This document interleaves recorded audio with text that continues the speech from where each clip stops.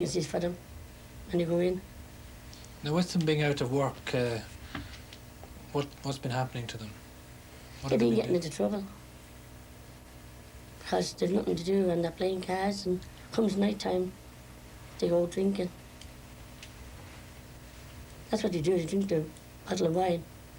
They come in, they probably get into a fight, and then they get into trouble because they're so depressed. There's nothing to do, just hang on the shops. Might as well say we're holding up the shops, not even stand there all day. Play cards. Then when it comes to night time, you can't play cards, just stand down there and bet. I'm just back from my holidays, you know. It's in the joy after finishing 5-month stretch, you know. And I can't get work on that now, down now.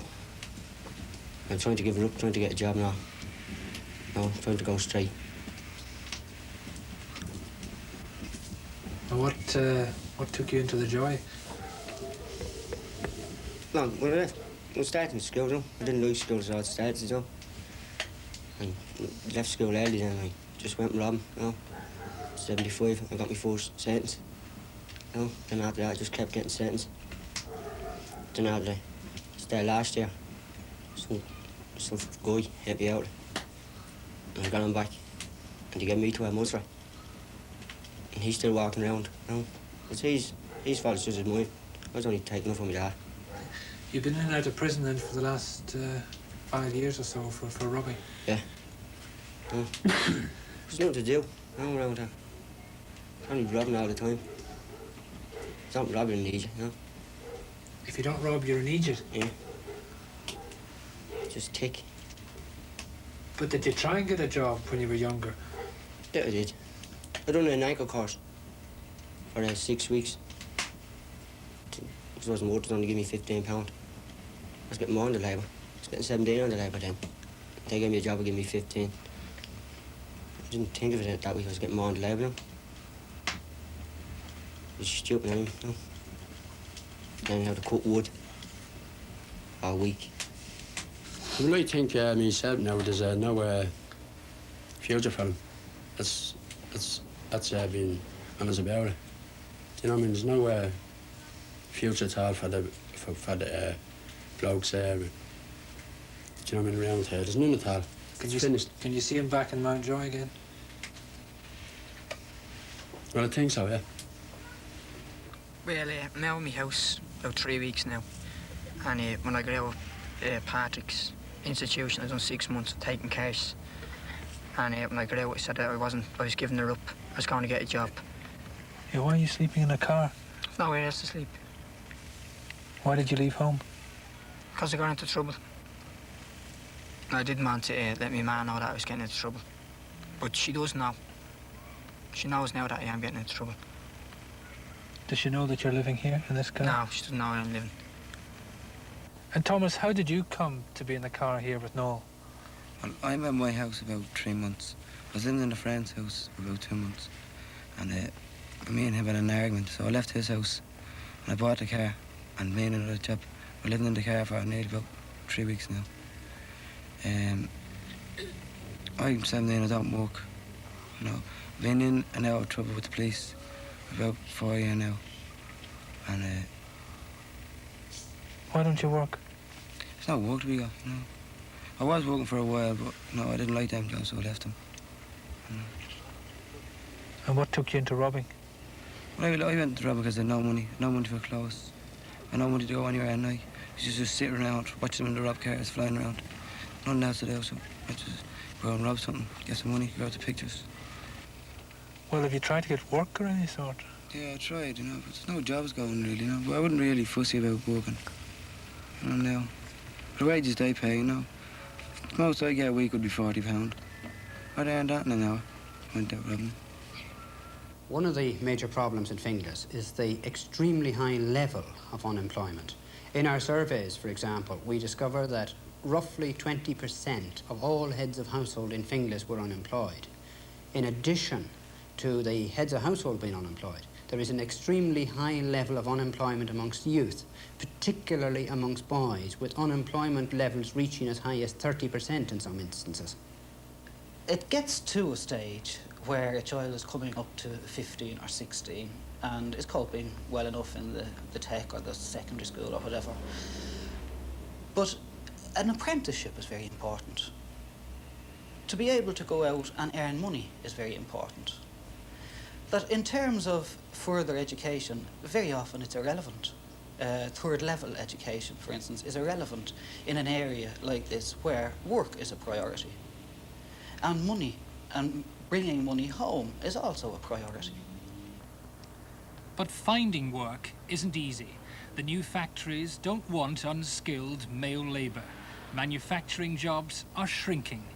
And Finglas land, rezoned for industry, could wait 5 years before it's drained and usable. Can Finglas wait that long? For many Finglas families, life on the dole is breeding a new morality. I have 7 children, and the 2 youngest I have is 14 and one just 11. Now, the 14-year-old young fella, he's a telly addict. Now, I don't think I'm going to have much trouble with him, because once the television comes on 4:30, 5 o'clock, he's there now till he's practically sent up to bed. But the other young lad, he's a maniac for anything on wheels. Now, trolleys, go-karts, things like that. And even him, this is the fear I have. He can come in and tell me that he'd say, "Dad, do you know the best way of opening a car?" And I'd say, "With a key, son." No, if you want to rob it." And I'd say to him, "What do you mean?" He says, "Get a mini wiper blade." He says, "See, and it just goes in like that." He says, and now, so he's only 11, if you can understand. Now, where is he learning this from? He's learning it from the older generation that are going around doing it, and that he sees doing it, and going around in these stolen cars. Now, he's being tutored at a very early age. He's turning around and he can tell me how to open a car, to get into it, to rob it. He can tell me, "Oh, it's easy. I see them there. They just pull the wires out the back and connect them up like this, and then boom, boom, they're away." Okay. I can try and teach him it's wrong. But how am I going to stop him mixing with the environment that exists here in Finglas at the moment? Now, it's not basically confined to Finglas. This is Dublin-wide. I go as far as to say Ireland-wide. It's all over the country. But mostly, I am concerned with highlighting the fact of what is going on here in Finglas, so that people in other areas can associate Finglas with possibly their own area. When my children go out to play, I watch them. I'm watching the window all the time to tell them just to play up and down where I can see them. We've no playing fields. I mean, there's plenty of fields around here that are just left with nothing on them. Something could be done with them for the children. There's no playgrounds here. There's a piece of concrete at the end of the block here. That's the playground for the children out of these masonettes. There's nothing else around for them. There's very few facilities. I grew up in Finglas. I've lived here most of my life, and there's very little change over the years regards facilities, and yet the population is growing all the time. And there's a lot of teenagers here now, and an awful lot of young children. And it's very hard for young kids, especially kids coming out of school, kids leaving school. Young ones come out of school with the impression, I'll get a job, no problem. There's no problem to me getting a job. They come out of school and they find they can't get a job. And they're going around and they're meeting their mates that came out of school at the same time. And there's about 10, 12 down at one corner, 10, 12 at another corner, 24 are getting together. They're rambling around in gangs. One night, I was coming down through Crumlin, and I saw a chase going on. So I pulled into the side of the road, and the stolen car that went by, my own son was in the back of it, and the police car after him. So, like, I'm talking from first-hand knowledge of the things that are happening in the area. But there is genuinely good, decent kids, you know, that get caught into the net, and they're involved in it, and they get enmeshed. And no matter how good they're after being reared or how well they're after being looked after, once that temptation is there, and they fall for it, well, then they become as bad as the rest. Now, as I say, people turn around. I'm very strong on this. People turn around and they say, ignore them. They're not worth it. They see them going up and down, like myself, in stolen cars. They see them going up and down on horses, and they nearly running small children down. And they say, oh, it's that shower again. Look what they're doing. Why doesn't someone take a hand and lock them up and throw away the key? But that will not solve it. That'll only hide it away for a certain time. And then when they are let back out, the problem is still there. Christina, a Finglas mother, a broken woman, a broken family. My husband started drinking and he used to come home and he'll treat me after the pub. And I had my first child. Before my first child was born, he whipped me with a belt. And after I had, 30 months after, I had the second one. And he still used to ill-treat me in between times. And he broke my mother's nose, and my mother had a horrible life. And I used to leave him, go back to my people, but my people didn't want the children.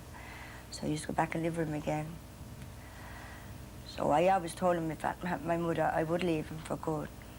So, anytime I went to the police wouldn't help me. They told me that I was married. Just go home and fix it up under the blankets. That was their attitude. And how many children did you have? I had 11 children through getting punched. People say to me, if I had 11 children, there must have been some love. There was no love. It was a matter of getting punched. There was no love there for my husband. To try to cope with those kind of problems and the problems of bringing up a family, whether it was 7 or 8 kids and so on, they're all compounded. And there are people who will try and cope and people who have coped very well, but there are other people who just can't. They just can't. Do you see signs in Finglas and areas like it that the family ineffectively is cracking up under the social stresses being put on it, unemployment, poor education and so on? Can you see signs that this is happening on a widespread scale? To be quite honest, I can't. To be quite honest, I find that in fact, family units in Finglas, while there are problem families, I find that these families have held together, and that in fact in Finglas there's quite a community element still there. Something seems to have transferred into Finglas that one associates